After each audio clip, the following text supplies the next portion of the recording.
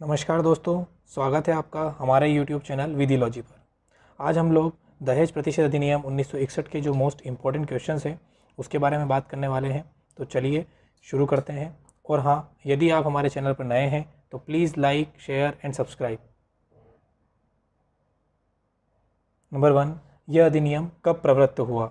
Option A 1 अप्रैल 1961 से, option B 1 जुलाई 1961 से, option C 19 अगस्त 1961 से, ऑप्शन डी 20 मई 1961 से। इसका राइट आंसर है ऑप्शन बी 1 जुलाई 1961 से। नंबर 2, इस अधिनियम का विस्तार है। ऑप्शन ए संपूर्ण भारत पर, ऑप्शन बी जम्मू कश्मीर राज्य के सिवाय संपूर्ण भारत पर, ऑप्शन सी केंद्र शासित प्रदेशों के सिवाय संपूर्ण भारत पर, ऑप्शन डी बी और सी दोनों। इसका सही आंसर है ऑप्शन ए संपूर्ण भारत पर।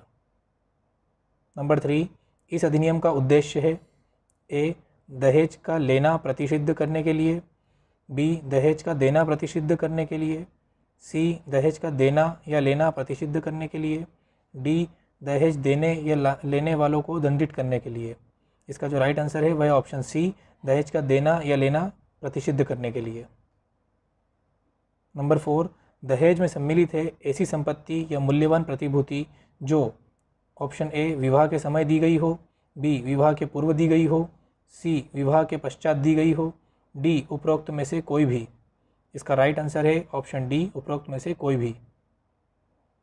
नंबर 5, यदि दुल्हन का पिता रूढ़िगत प्रकृति के उपहार जो उसकी वित्तीय क्षमता के अधीन है दुल्हन को देता है तो ऐसा उपहार दहेज की परिभाषा में आएगा।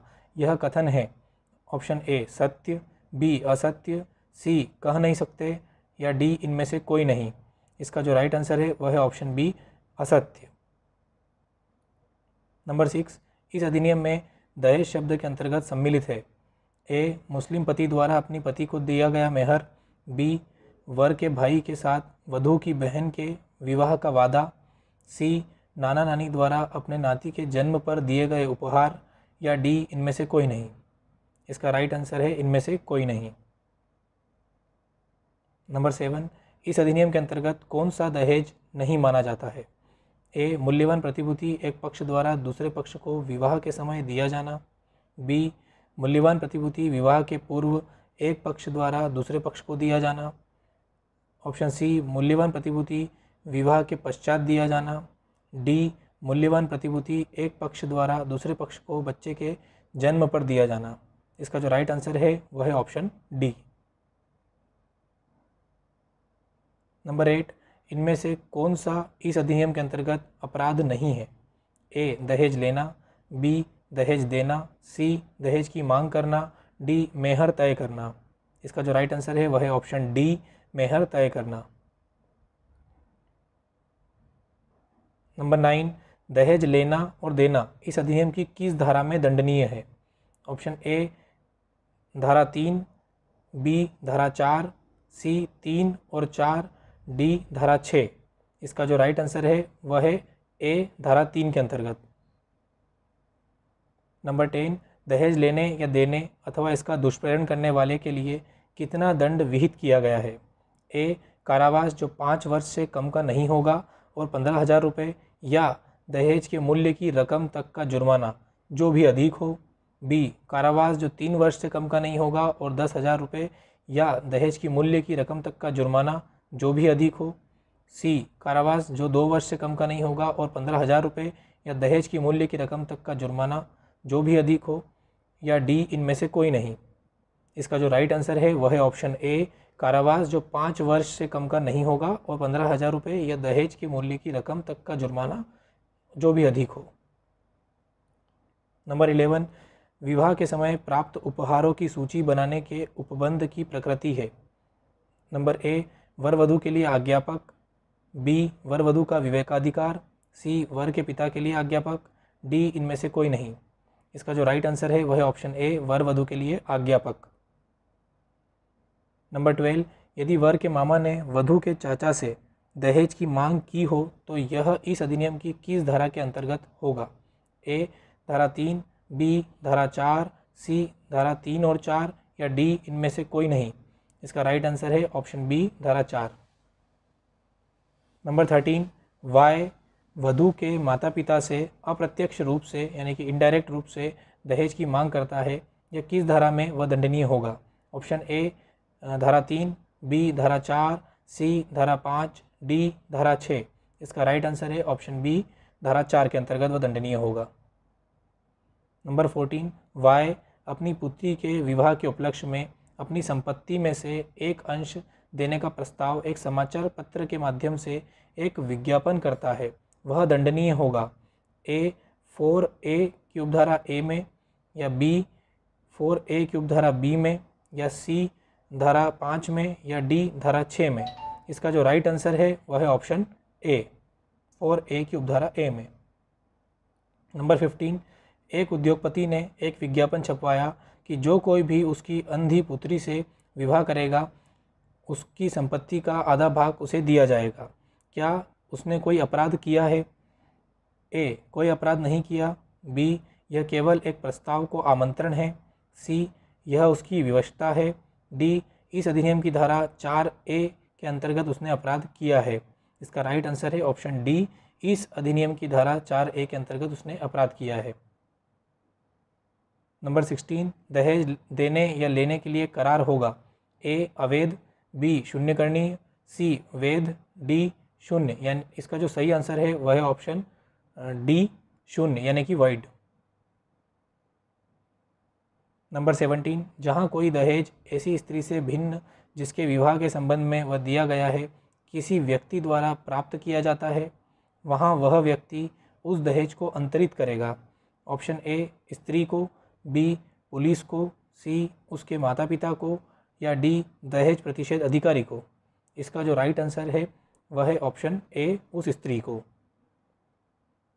नंबर 18, यदि दुल्हन की विवाह के 7 वर्ष के अंदर प्रकृति के सामान्य अनुक्रम से भिन्न मृत्यु होती है तो उसकी विवाह से संबंधित संपत्ति अंतरित होगी यानी कि ट्रांसफ़र होगी।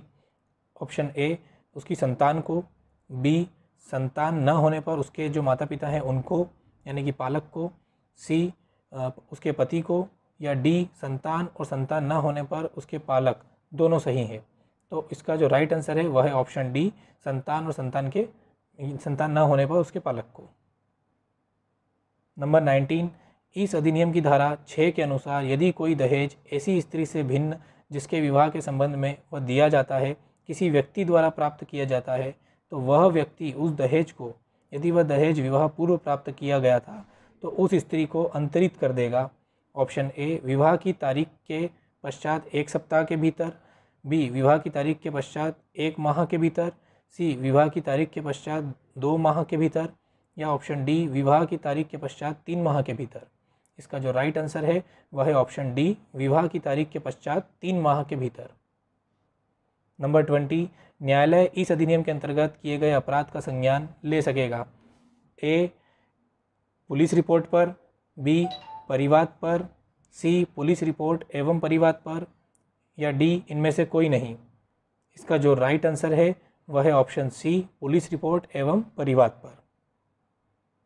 नंबर 21, इस अधिनियम के अंतर्गत अपराध ए अशमनीय होंगे, बी शमनीय होंगे, सी न्यायालय की अनुमति से शमनीय होंगे, डी उपरोक्त में से कोई नहीं।